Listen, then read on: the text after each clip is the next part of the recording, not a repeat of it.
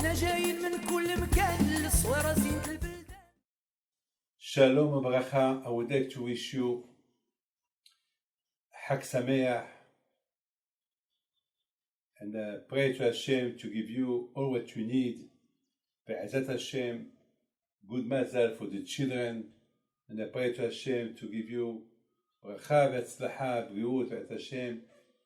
Well, it's been a long time that I did not see you, and be'ezat Hashem, I hope to Hashem, with the help of Hashem, this corona will be completely disappear from the world, be'ezat Hashem, so we can travel as before, be'ezat Hashem.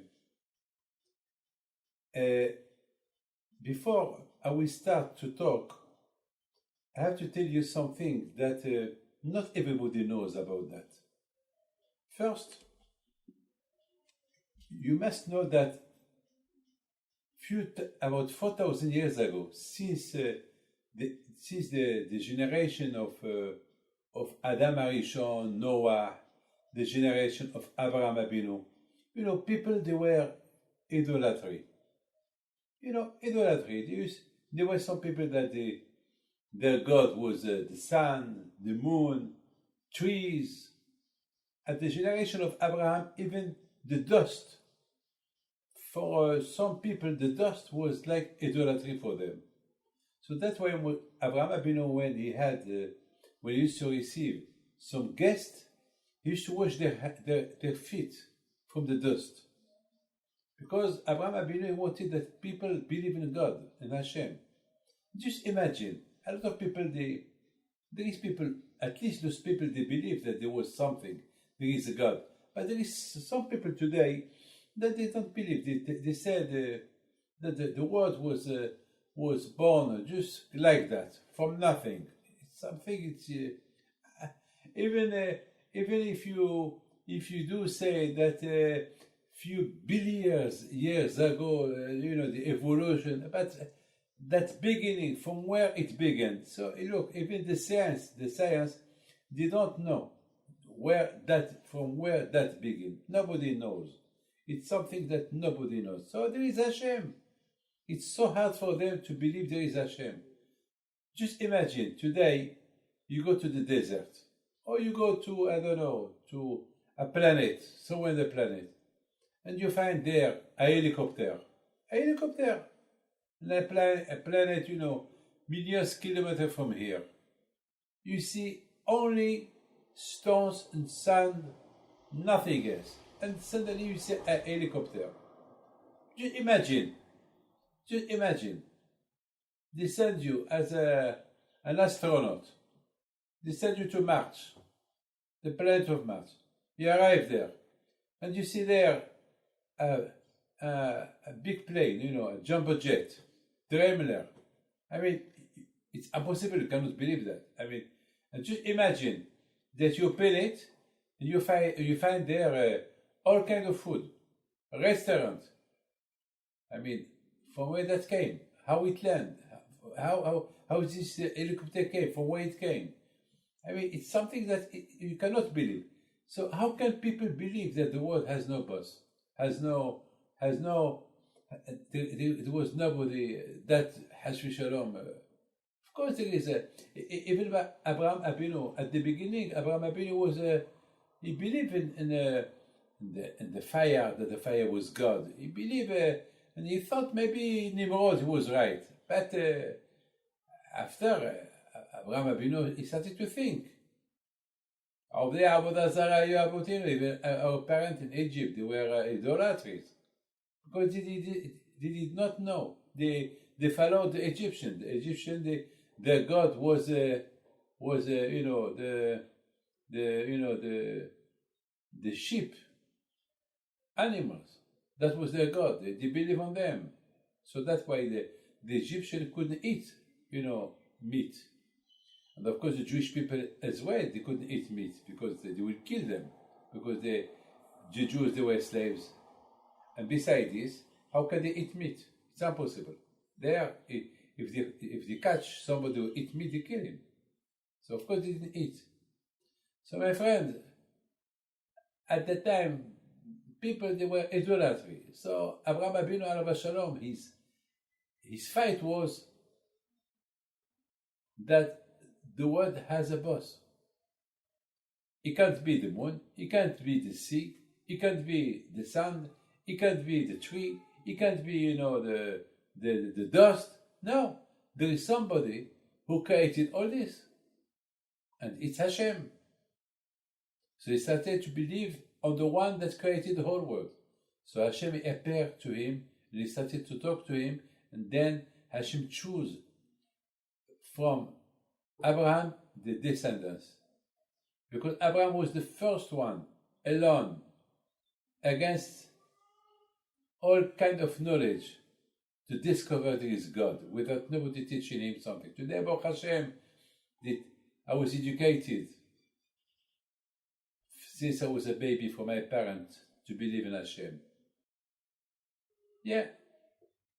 My mother, she gave me milk from her breast, and she gave me emunah from her second breast.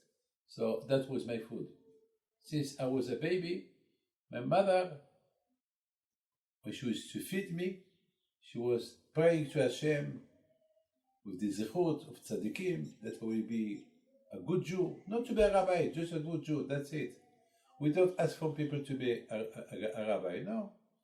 We ask people to be a good Jew, believe in Hashem, shlom bayit, to take care of the children, to give good Jewish education to the children. This is what, and Abraham Abinu was the first one to have this kind of discovery. And then he fighted against everybody, because he was one against everybody. That's why we call Abraham Ha'ivri. Abraham Ha'ivri is from the word, the one that he is on the other side.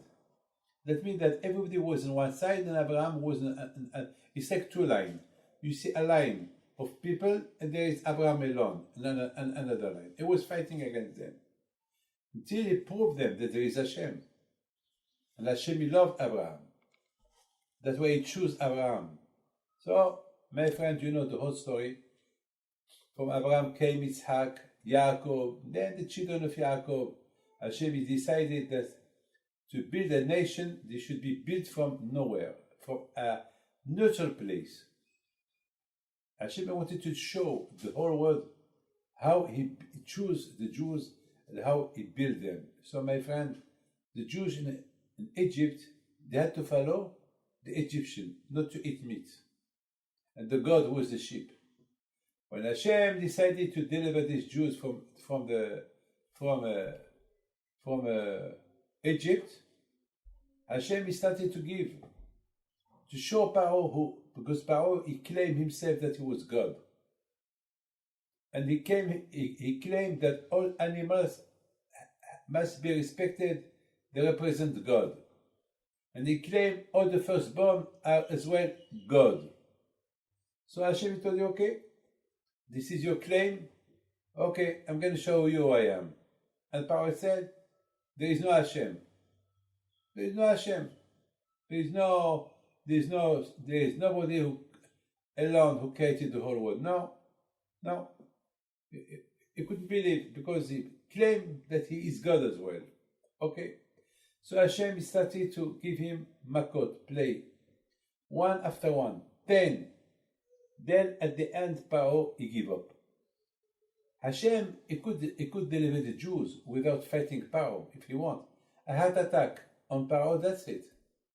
And, a tsunami on Egypt, that's it.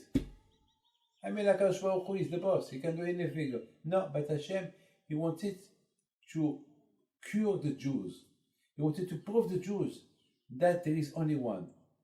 That's why, my friend, when somebody is starving, he's not allowed to eat quick. He should eat slowly by slowly. As you know, there is an order. I mean, whatever you want to do, you have to do it with thinking.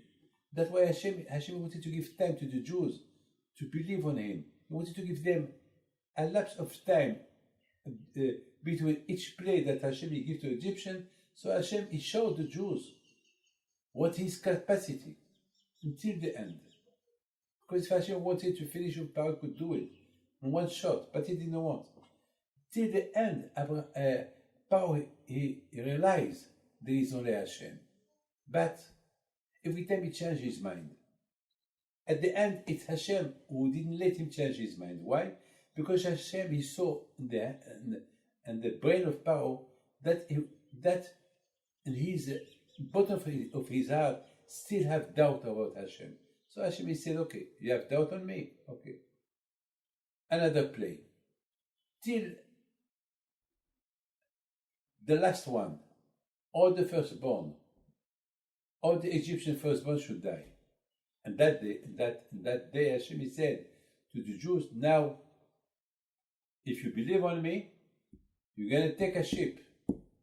You're going to take a lamb. Each family should take a lamb. This is a sacrifice of Pesach.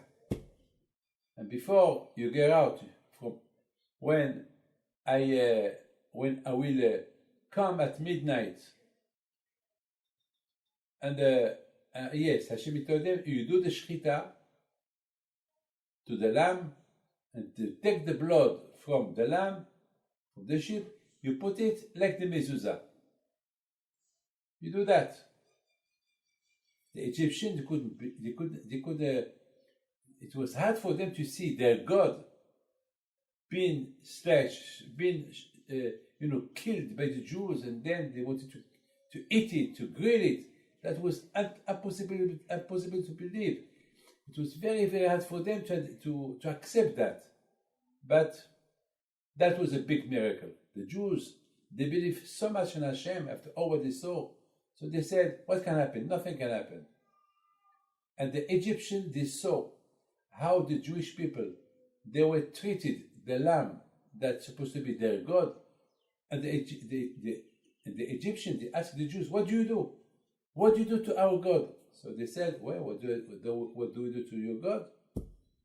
In a few days, we will do the shechita, we will kill it, we will take the blood to put it at the other side of the door of the house, and then we will grill it, we'll eat it, and at midnight, Hashem is going to jump our houses where there is Jewish firstborn, and he will not jump your house, he will take your firstborn.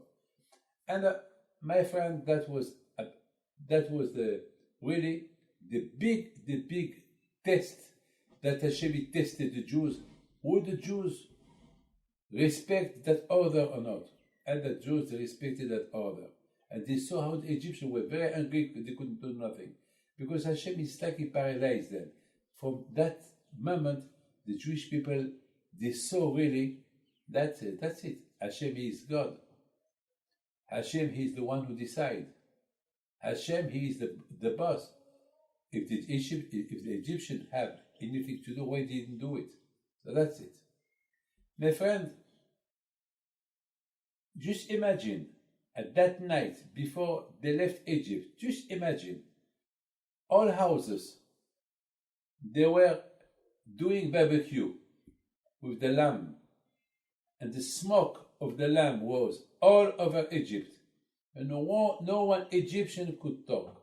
That was a big miracle. But Hashem said to the Jews, when you eat the lamb, ve'etzem lo tishbe'u bo, you should not break the bones and to eat it. To eat inside of the bones.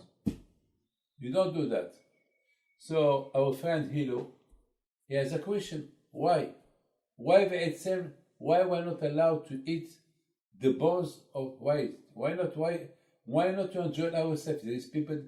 Don't forget, for 130 years, the Jewish people in Egypt, they did not eat the meat. For now, let them enjoy the meat. Let them enjoy the bones. Break them, eat them. What's the problem?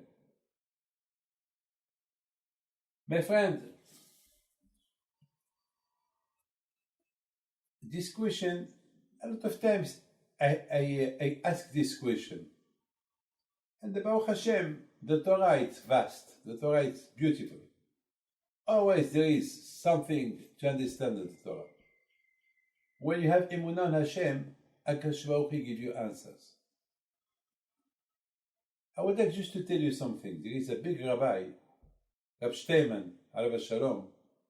He said, with the zichut of the holy of the woman in Egypt, the Jewish people, they were liberated from Egypt. Why? Because the Jewish people in Egypt, they were slaves. They suffered a lot. They nearly had a nervous breakdown. They wanted to commit suicide. They wanted to kill themselves. They couldn't stand. They were very loud, very, very low. They were down. Their face was down. And Baruch Hashem, the ladies, the women, they were tzadkaniyot. The women are the best. The women, they supported their husband, and they talked to the husband, and they told the husband, "You are a slave. I am slave too. So what? Be'ezat Hashem, we will get out from Egypt." And Hashem, He promised the Jews that one day He will send us somebody, a Mashiach, to give us the liberation. So they give them courage. They give them comfort. This is my friend the duty of the woman. The duty of the woman in the house is to support. The woman is the foundation of a house.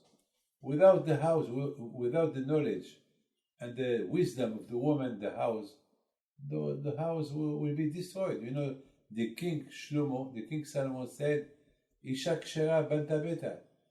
A kosher woman, she built her house. And that means a perfect woman. And Baruch Hashem, because of perfect women, today we're here.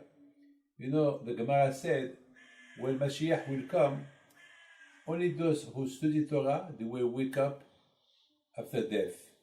All the people that they pass away since the creation of the world, when Mashiach will come, they will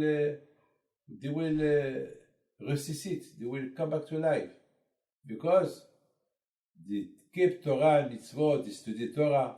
So the Gemara said, what about the woman? The woman, they can't study Torah because they have no time, because they have to take care of the house, they have to take care of the children, because their duty is to take care of the family. So what about those ladies? They will not wake up when Mashiach will come. And the Gemara said, yeah, of course they will wake up. Why? Because if the woman because if the man he is religious, if the man he keep Torah mitzvot, if the man study Torah, and if the man do all kind of Torah, it's because of the woman, because of the lady, because the lady support the husband to pray. She take care of the education of the children. So the woman had more merit, zichut, to wake up after death when Mashiach will come, more than the man. And if the man is with the merit of the woman, that will wake up. Because I have to tell you, I have no word to say take you to my wife for what I've done all my life. Now I realize this year of confinement, Bemet, honest, I realize that all what I achieved is because of my wife. All what I achieved in my life is because of her. All the yeshivot, how many times I travel, receiving people, even this confinement I am all the time, giving lectures, studying Torah. Well, it's because of her. So of course, if I am what I am today, it's because of her. And besides this, what about my mother? My mother, she gave me good Jewish education. She sent me to the yeshiva when I was 8 years old, 8.5. And then, Baruch Hashem. So you see, the women have a number one place in the Jewish life. My friend, there is something that I was reading this week about Reb Steinman. He said that sometimes people, they ask why the women they have to clean the dust for Pesach. I mean, you know, in this time of the year, the houses are clean. We smell Pesach in the houses. And it's a holiday of cleaning, you know, even the dust. I mean, so there is some people that they ask Rab Shimon, why Why even that we have to clean it? Dust. So that is a little bit of dust. It's nothing. There is no chametz. Dust is sand. It's nothing in the. So why we have to clean? You know what he said? He said, well, that dust that the woman cleaned for Pesach, that what bring the Jewish Torah in the family. When the children they see how much the lady, the woman, their mother, she cleaned the house for Pesach, so it's guaranteed that her children one day they will eat matzah. They will never be chametz. But people that they don't care about chametz on Pesach, they don't care about the dust, they don't care about not having a house, clean house. So for today, one day maybe their children they will eat chametz. It's something that it's incredible. It's something that I loved this idea. That way I remember how much my mother, she was very, very keen. She was very, very conscious that no dust, even places that there is no chametz, she was there. Why Pesach? Pesach is Pesach. Pesach is something that we have to keep very, very well. And from Pesach we have Emunah. Vigata libircha.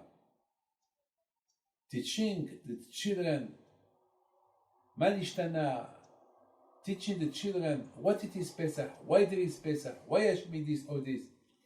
And do your children will believe you? Yes, they will believe you. If you believe what you tell them, so they will believe you. Yes, yes. If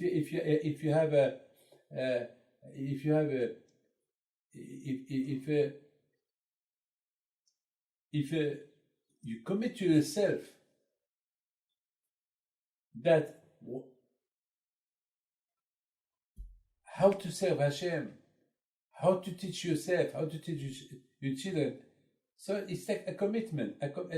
Usually a commitment is something that you understand it. I mean, I will not commit something that if I can do it. About Hashem, I commit myself to the Torah, to Hashem. All this because my parents, because of what I received from my parents. My friend, the Jewish people in Egypt, for 430 years, they did not eat meat. Because they thought that the meat, that the lamb or the sheep was God, like the Egyptians believe. But now, they realize that the sheep is nothing.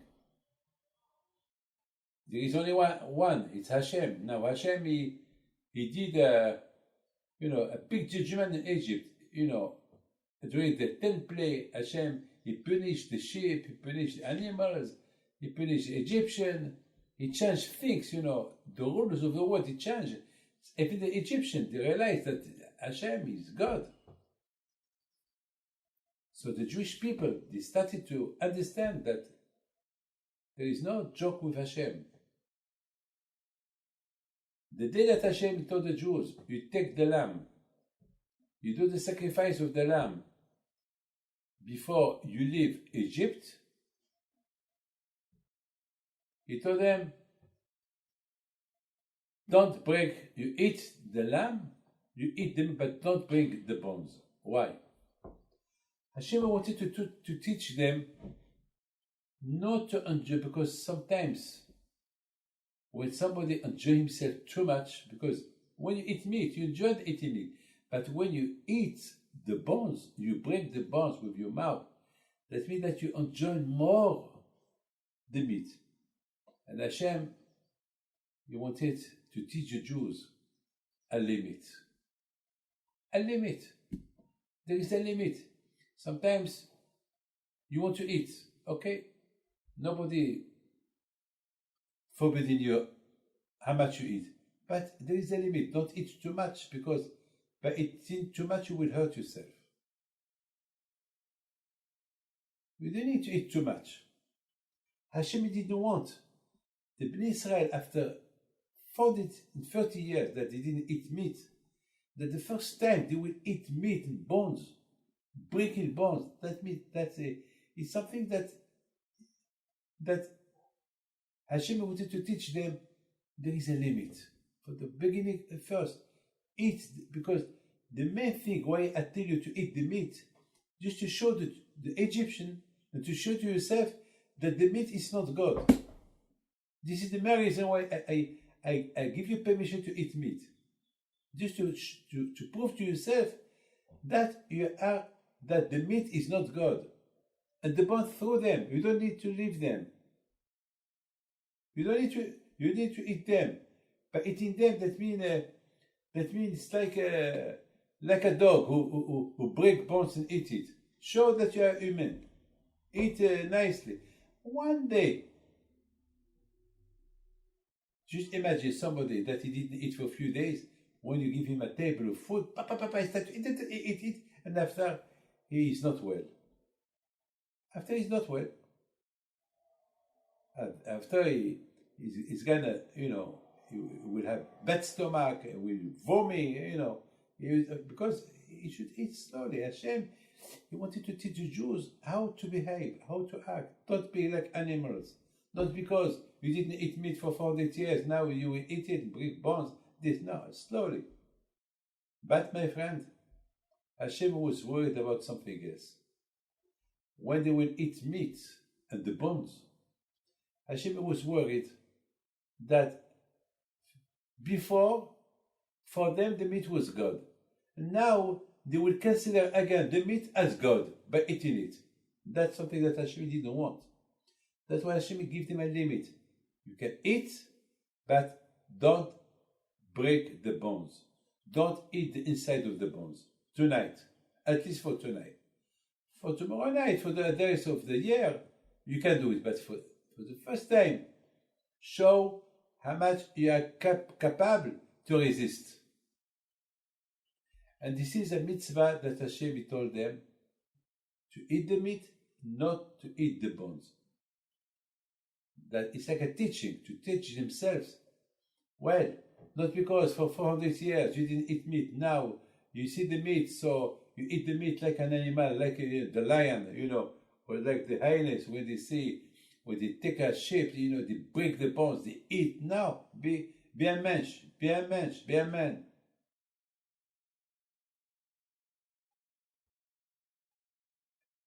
This is a mitzvah that Hashem wanted to give to the Jews, the day of the liberation.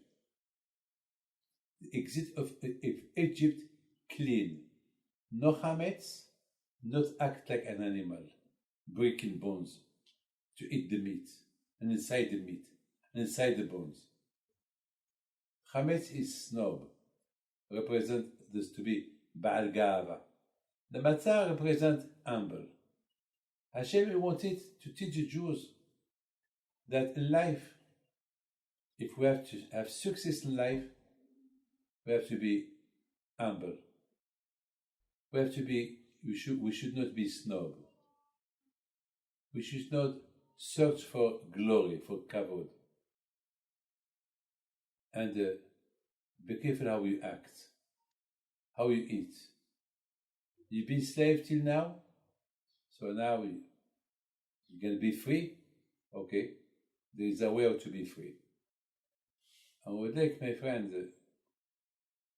to finish this lecture with just a small story that is so beautiful to understand. A few weeks ago, there was a man that he gave us a big experience in life. He came to Israel to marry for the marriage of his daughter. And during the preparation of the marriage, he had a fight with his wife and with his daughter, the one who wanted to get married. A family fight. And he was so angry, and he cursed himself. And he cursed himself that he will not attend the marriage. That he preferred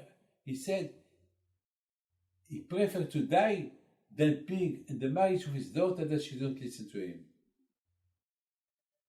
So he catch the same day, I don't know what happened. The same week he catches the corona. And he was between death and life. They have to put him in coma. And of course the marriage was postponed, no marriage. And of course we prayed for him. And the doctors, one day they called the family to come to say goodbye to Mr. X. The family was so much, very, very, very, very, very, very sad. So of course, one of the family told me that maybe there is a reason why he's gonna die. So he told me the whole story. So I said, we'll change the name. We'll change him the name. And we will cancel all the curse that he did to himself. I'm sure it's because of that. That's what we did. We cancelled the curse that he did. We did tzedakah for him. And we changed his name completely. And the big miracle came the next day. He started to feel well. And Baruch Hashem, on Friday, he was already out of hospital. From death to life. So you see, my friend, this is a story that sometimes people, in a hurry, sometimes people, without thinking, they curse themselves. And God forbid, it could happen. A lot of times people take resolutions, take some kind of things that you should not do. So before you do something, you have to think. Hashem will give you freedom. So be a gentleman. You don't need to eat meat with bones and break them like an animal. This is not the freedom that Hashem give you. It's like somebody that won the lotto. He was a madman. He lost all the money. After 1 year, the $600 million that he won, he lost them. He went to the casino, he did a lot of bad things, he invested money, and then he lost everything. Hashem will give you wealth, so keep it. Hashem didn't give the freedom to the Jews to become animals. Hashem will give them freedom to be free from being bad to be good. This is the real freedom. Sometimes people lose their temper and they curse themselves. Why? Why to curse yourself? Because they want to listen to you? Okay, so they don't listen. So there is a way how to make your word be accepted. Otherwise, just shut your mouth and that's it. Accept it. Why you have to curse yourself? Well, my friend, this is Pesach. Pesach, that means jump. Passover. Sometimes this is Pesach. Passover. So there are a lot of times when there is something bad that you have temptation to do something bad. So Passover. Don't do it. Passover. So Be'ezrat Hashem, I would like to wish you happiness, bracha, b'tzlacha, bריאות, פרנסה טובה, בעזרת השם.